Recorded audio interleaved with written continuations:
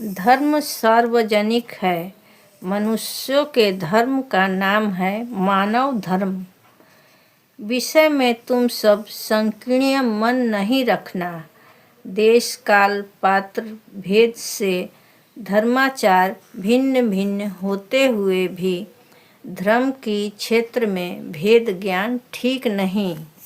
सब धर्म मतों के अंदर जो सब साधारण नीति की समानता है वह सर्वाधिक सम्मत मतों को ही पहले मान लेना चाहिए। सामाजिक सांप्रदायिक जो सब मतभेद है वह सब लेकर दिमाग लड़ाना अनावश्यक है। सेवा ही नारी का प्रधान धर्म है। सेवा करके पति पुत्र माता पिता स्वजन सहित समग्र मानव जगत को वश में लाया जा सकता है। नारी पुरुष के सहस्त्र सुखों की स्रोत है। प्रेम भक्ति तथा प्रिय व्यवहार से नारी का कर्तव्य है पति को तृप्ति प्रदान करना। दंपति के बीच अप्रिय वाक्य व्यवहार संपूर्ण निषिद्ध है। कभी भी कोई भी हालत में शरीर मन वाक्य से एक दूसरे में मनमुटाव पैदा करने वाला अविश्वास असरल व्यवहार नहीं करनी चाहिए। एक दूसरे से अनुराग होना चाहिए एवं आंतरिक मधुर व्यवहार मधुर वाक्य प्रयोग और सदा विश्वास रक्षा करके चलना ही पति प्रेम पाने का मूल मंत्र है। जिससे ज़्यादातर आदमी का उपकार होता है वही हितवाद है। हितवादी होना प्रशांत चित्त से कर्तव्य का भार अधिक होने पर भी वहन करना। कर्म शब्द का अर्थ है कर्तव्य कर्म। शुद्ध मन से विचार करके कर्तव्य निर्धारण करना, उसके बाद निर्भीक चित्त से कर्तव्य संपादन करना, सभी कार्य सुसंपन्न करना, असंपूर्ण कार्य छोड़कर मत रखना। जो कर्म का उद्देश्य केवल अपना हित साधन यशो लाभ अपना सुख भोग या विलास उपभोग मात्र है उसे काम्य कर्म कहते हैं। ऐसा कर्म मत करना। हर कोई जब ठीक समय पर अपना अपना कर्तव्य निभाए तो जगत में महामिलन का दिन लौट आएगा। कभी भी कर्तव्य को हल्का से मत लो। शास्त्र में लिखा है कर्म का फल भोगने की वासना नहीं करना चाहिए। कर्म फल ईश्वर को समर्पण करना एवं उसको ही निष्काम कर्म कहते हैं। इस बात का अर्थ यह है कि व्यक्तिगत स्वार्थ सिद्धि के लिए कर्म से लिप्त नहीं होना। स्वार्थ त्यागी बनकर साधारण के हितार्थ में कर्म करना। साधारण ही मूर्त रूप ईश्वर है। अपना उपभोग के लिए कर्म ना करके जो साधारण के लिए कर्म करे उसी का कर्म फल ईश्वर पर अर्पित होता है। अहंकार नाश करना। मैं धनी, मैं ज्ञानी, मैं सुंदर, मैं उच्चवंशी, मैं कर्ता इत्यादि भाव स्मरण से चित्त में जो गर्व होती है वह अहंकार है। अहंकारी व्यक्ति गुण का आदर सम्मानी का सम्मान नहीं कर सकता। अहंकारी व्यक्ति सबका अप्रिय होता है।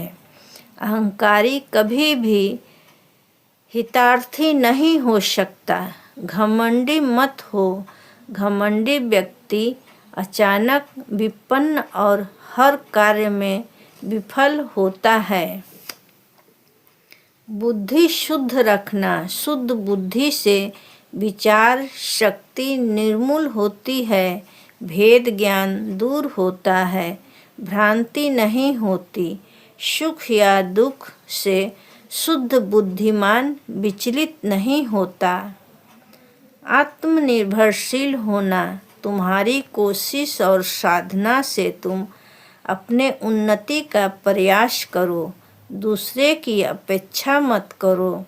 अपनी क्षमता होते हुए भी दूसरे की मदद लेकर कार्य निर्वाह करने की कोशिश मत करो। ईश्वर या आत्मशक्ति उसी का अनुकूल होता है जो अपने कोशिश से उन्नत और कृतकार होना चाहिए। पुरुषाकार से कर्म उत्पादन करना। दैविक प्रत्याशा लगाकर बैठना नहीं, लगन धैर्य और उत्साह के साथ कर्म करना। कोई भी हालत में हताश मत होना। ईश्वर तुम्हारे हृदय में पौरुष रूप से विराजित हैं। तुम अनंत शक्ति के आधार हो।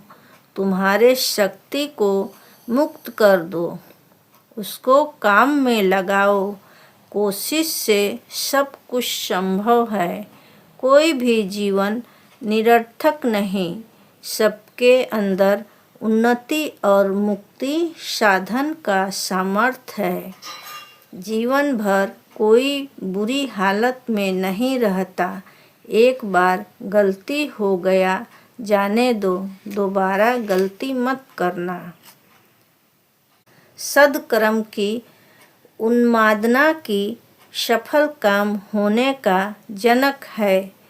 भीरू, आलसी, सुख प्रिय, आराम प्रिय, आलमीरा का पुतला होकर मत रहो।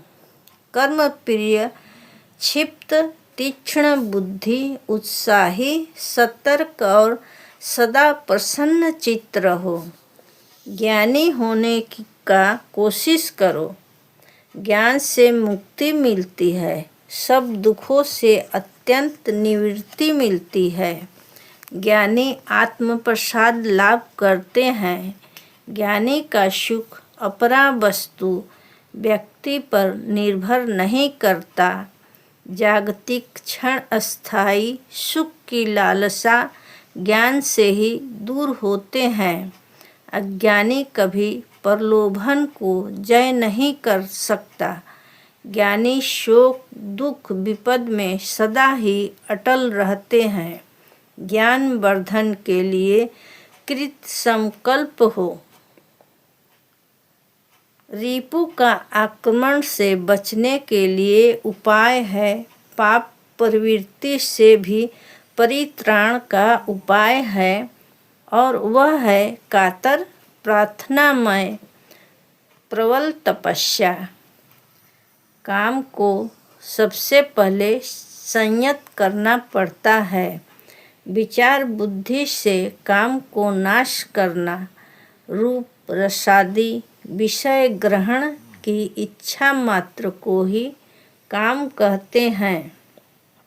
विचार करना होगा, यह भोग पदार्थ मिलने से मेरा परिणाम में इष्ट या अनिष्ट क्या घटता है। जिसके परिणाम से अनिष्ट की आशंका हो वह अवश्य अकर्तव्य है। विश्लेषण बुद्धि से लोभ को, क्षमा से क्रोध को, न्याय अनुसंधान से मोह को।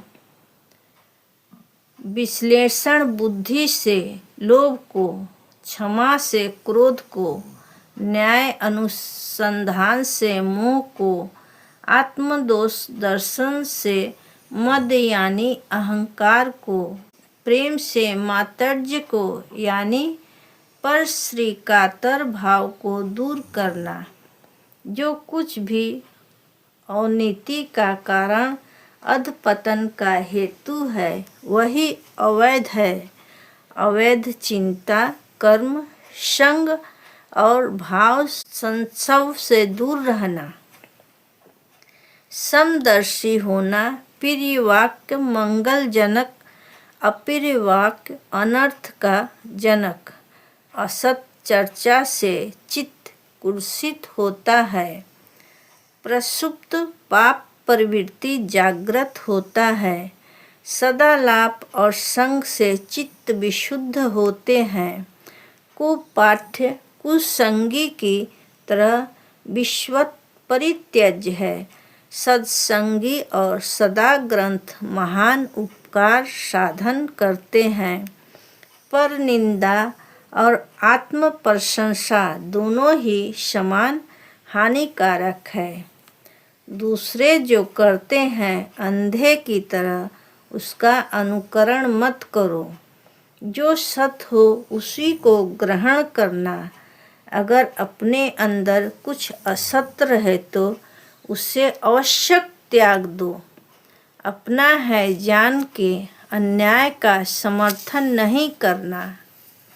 जिनका आत्मविश्वास नहीं वह दूसरे को विश्वास नहीं करता। अपने आप को अच्छे से समझने की कोशिश करना, तब दूसरे को भी समझने में देर नहीं लगेगी। जिसको प्रेम करते हो, श्रद्धा करते हो, उनका दिल नहीं दुखाना। स्नेह की मर्यादा रक्षा करते रहना। विश्वासघात की तरह अपराध दूसरा नहीं। कभी भी विश्वासघातक नहीं बनना। दूसरे का दोष निकालकर आलोचना करने की अपेक्षा अपना दोष सुधारने की कोशिश करना। गलती करके उसे अस्वीकार मत करना। दोष स्वीकार करने से ही उसका संशोधन संभव है। देश की उन्नति आत्मोन्नति पर निर्भर करता है। तुम सब आत्म उन्नति के साधन में शीघ्र यत्नवान हो। देश की उन्नति आत्मोन्नति पर निर्भर करता है। तुम सब आत्म उन्नति के साधन में शीघ्र यत्नवान हो। जीवन का यह अमूल्य समय बेकार में बर्बाद मत करो। जीवन पथ का प्राप्ति सतता, आश्रय सत्य, क्रिया विश्वहित, लाभ आनंद, लक्ष्य सर्व प्रकार की बाधा बंधन से मुक्ति। जीवन पथ का पाठ यहीं समाप्त हुआ। इसके बाद स्वामी जी आशीर्वाद स्वरूप लिख रहे हैं, यह पथ प्राप्ति जीवन पथ की यात्रा में तुम सबको विजयी बनाए।